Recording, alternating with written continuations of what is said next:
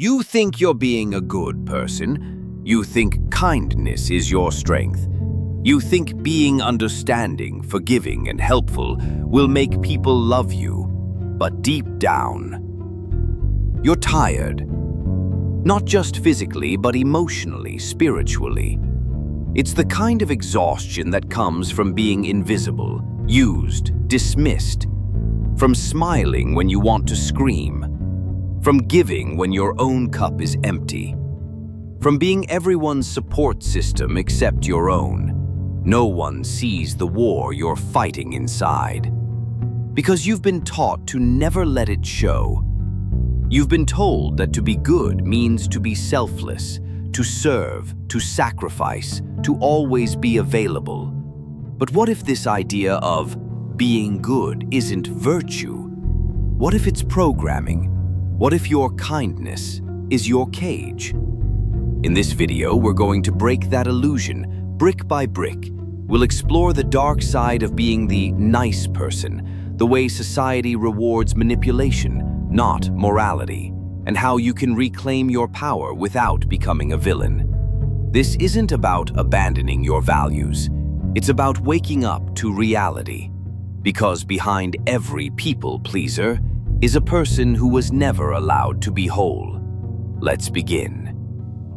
You learned early on that good people get rewarded, that being nice leads to friendship, trust, love, respect, that if you just keep doing the right thing, eventually life will treat you kindly in return. But now you're older, and you've started to notice a disturbing pattern. The more you give, the more they take. The more you forgive, the more they cross the line. The more available you are, the less you're appreciated. You're not imagining it. You're waking up. Here's the uncomfortable truth. The world does not reward kindness. It rewards strength. And when your kindness is not paired with strength, it becomes a weakness. Let that sink in. You were taught to be agreeable, to avoid conflict, to never make anyone uncomfortable. But what no one taught you is that comfort can become control. When you train yourself to never disappoint anyone, you become a slave to their expectations. When you always say yes, people forget you're allowed to say no. And when you avoid conflict at all costs, you surrender your voice. You may think you're being loved for who you are, but often you're being tolerated for what you do.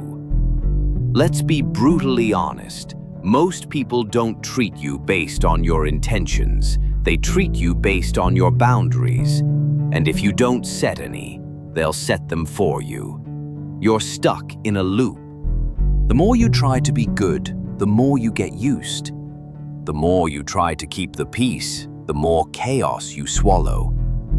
The more you silence your needs, the more invisible you become. This isn't about blaming others. This is about understanding the game you've been unknowingly playing. Because what's at stake isn't just your time or energy. It's your identity. Let's go back before adulthood, before responsibility. Back to the moment you first learned it was dangerous to be fully yourself. Maybe it was a parent who only showed love when you were obedient. Maybe it was a teacher who praised you for being well-behaved. Maybe it was a church, a school, a culture that equated kindness with silence. You learned that being liked was safer than being honest, that fitting in was more important than standing out, that being accepted required shrinking yourself just enough to be non-threatening. And so you adapted. You swallowed your anger. You dulled your opinions. You smiled when you were uncomfortable. You became the version of yourself that others could handle. This was not your fault. This was survival. But survival patterns don't make good life strategies. And now, those same habits that once kept you safe are keeping you small. You've internalized this equation. Love equals performance. Worth equals sacrifice. Kindness equals self-erasure. But let's be clear, this is not true kindness. This is self-abandonment. You're not kind. You're scared. Scared of being rejected. Scared of being seen as difficult. Scared of what might happen if you finally said no more. And the world? It knows. People sense who they can push, who won't push back, who will apologize just to keep the peace. Your politeness becomes a signal. Use me, I won't resist. And so the cycle continues. But what if there was another way?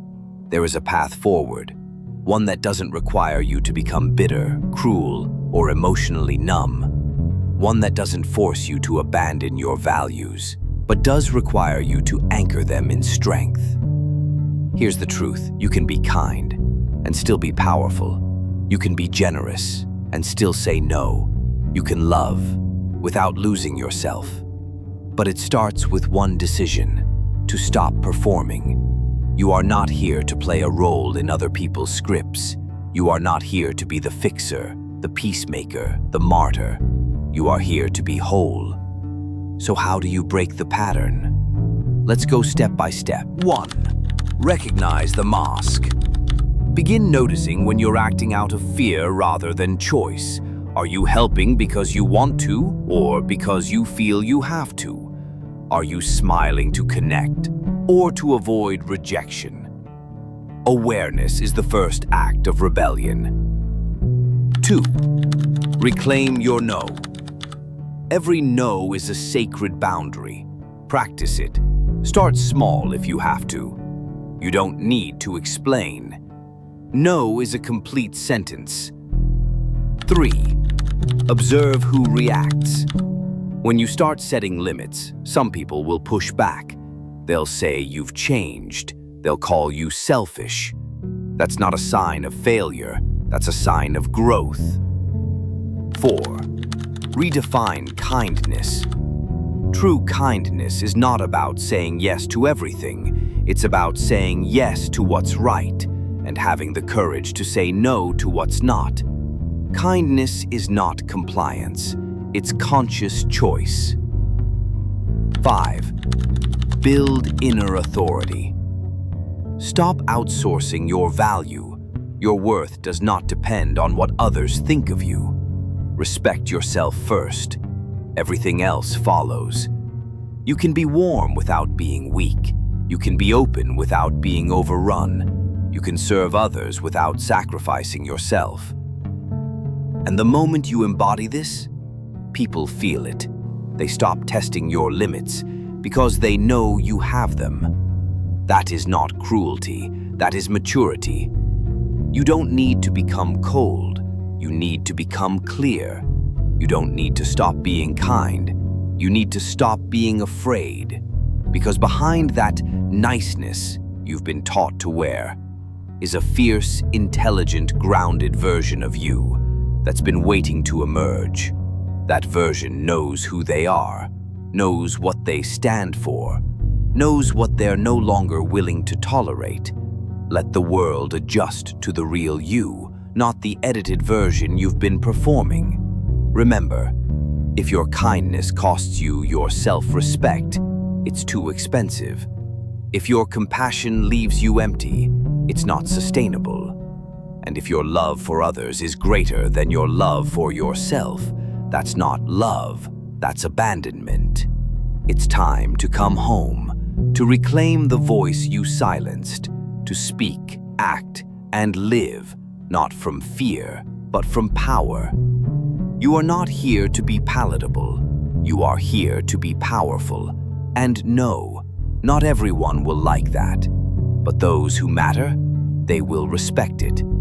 So I ask you, when was the moment you realized that being nice was costing you your peace? When did you start waking up to the truth? Tell me in the comments. Let's start a conversation that breaks the spell for others still living in silence. And if this video spoke to you, watch the next one, because we're just getting started. Your transformation isn't over.